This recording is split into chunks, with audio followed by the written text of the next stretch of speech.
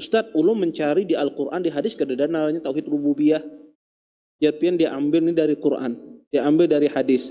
Cari uluhiyah kadang tulisannya tauhid uluhiyah.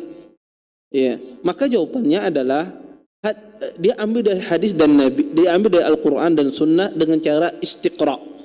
Cara istiqra itu adalah cara yang paling terkuat dalam pengambilan dalil sebuah hukum. Istiqra itu adalah seorang mujtahid, dia datang membaca Al-Quran dari awal sampai akhir, kemudian dia memahami Al-Quran tersebut dengan semua tafsirnya, kemudian dia membaca hadis Nabi SAW sampai selesai semuanya, dia pahami dengan semua latar belakang dari sisi bahasa.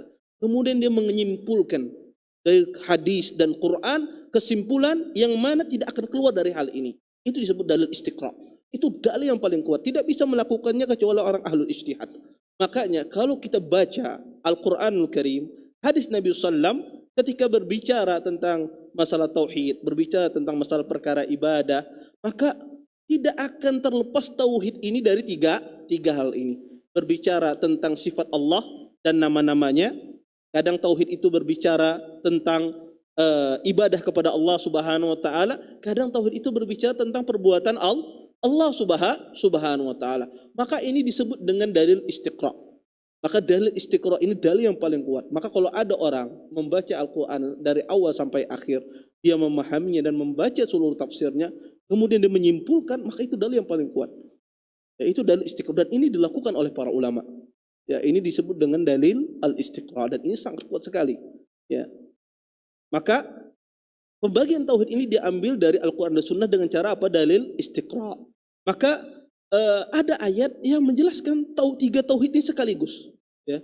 Dan juga kita dapati ada sebagian ayat menjelaskan sebahagian tentang jenis tauhid yang tiga ini. Di antara ayat yang menjelaskan tauhid ini sekaligus adalah firman Allah Subhanahu wa taala. Allah berfirman dalam Al-Quran, kata Allah, Rabbus samawati wal ard wa ma bainahuma fa'budhu wastabir li'ibadatihi hal ta'lamu lahu samiyya.